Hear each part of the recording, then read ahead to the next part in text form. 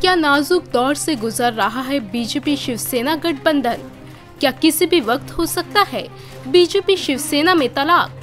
आगामी लोकसभा चुनाव से पहले शिवसेना बीजेपी के बीच तकरार 7वें आसमान पर है। शिवसेना पहले ही अकेले चुनाव लड़ने का ऐलान कर चुकी है। वहीं बीजेपी भी शिवसेना संग गठबंधन पर बात नहीं बनते देख एकला चलो की तैयारी में है। इन सब के बीच बीजेपी ने जिस तरह नारायण राणे को अपनी मैनिफेस्टो कमेटी में शामिल किया है, उससे ये माना जा रहा है कि दोनों के गठबंधन की गांठ किसी भी वक्त खुल सकती है।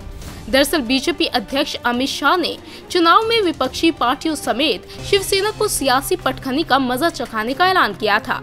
कहा जा रहा है कि शाह के इस बयान से शिवसेना प्रमुख उद्धव ठाकरे बीजेपी पर बिफरे हुए हैं। शिवसेना के कैबिनेट मंत्री रामदास कदम ने कहा कि एनडीए को लेकर उद्धव ठाकरे फैसला लेंगे, लेकिन अमित शाह महाराष्ट्र में आकर शिवसेना को दफन करने की बात करते हैं, तो चुनाव आने दीजिए, हम बीजेपी को जमीन में गाड़ देंगे।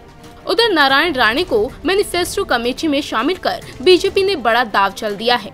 20 लोगों वाली इस लिस्ट में पीयूष गोयल के अलावा नारायण राणे को शामिल कर बीजेपी ने ये संकेत दिए हैं कि आगामी चुनावों में शिवसेना एनडीए से आउट हो गई। बीजेपी की मैनिफेस्टो कमेटी में राणे का नाम देखकर हर कोई हैरान है।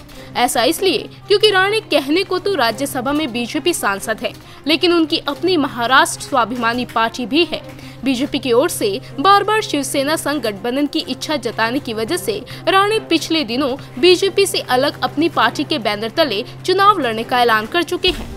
हालांकि इस बात को अभी दावे से नहीं कहा जा सकता है कि बीजेपी ने कोंकण में शिवसेना को मात देने का दाव खेला है या फिर सिर्फ एंटी चल रही शिवसेना पर दबाव बनाने भर के लिए राणे का नाम दिखावे के लिए लिस्ट में जोड़ा गया है। लेकिन जिस तरह से दोनों में जुबानी जंग छिड़ गई है, उससे दोनों के बीच कभी भी तलाक होने की अटकलों को लेकर बाजार जरूर गर्मा गया है। इंडिया न्यूज़ वायरल की रिपोर्ट।